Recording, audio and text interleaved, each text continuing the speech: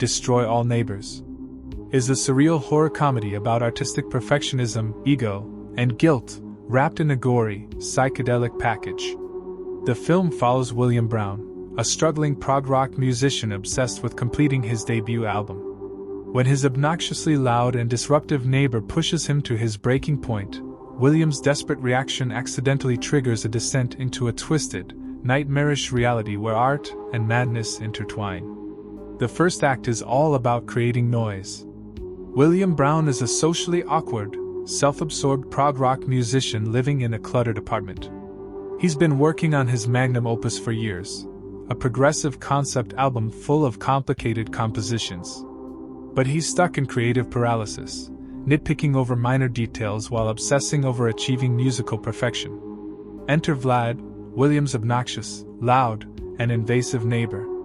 Vlad is brash, constantly making noise at odd hours, screaming, singing, playing horrible music, and stomping around. William complains but gets no sympathy from the landlord or building management. Vlad becomes increasingly unbearable. He shows up uninvited, touches William's instruments, and even mocks his music. The stress sends William spiraling. He begins hallucinating, strange sounds, visions of grotesque figures, and melting walls, but writes it off as sleep deprivation or frustration. During a particularly intense confrontation, William tries to push Vlad out of his apartment. In the scuffle, Vlad trips, hits his head, and dies gruesomely, his face grotesquely mangled. William panics. He decides to hide the body in the apartment, hoping no one will notice. As second act starts in the movie, after hiding Vlad's body, William returns to his music, now inspired by the adrenaline and guilt. But things get weird. Blood starts appearing in the walls. Vlad's body disappears. William hears his voice in the pipes, sees limbs crawling across the floor, and soon realizes Vlad might not be dead, or at least not entirely. Vlad reappears in a mutated, semi-human form, his body distorted like a fleshy sound wave, his voice echoing unnaturally. He begins to torment William physically and psychologically, pushing through walls, emerging from instruments, and whispering hauntingly from amps and microphones. William starts losing his grip on reality. The apartment transforms into a labyrinthine, Cronenberg-esque nightmare full of organic matter fused with musical gear. Other neighbors begin disappearing.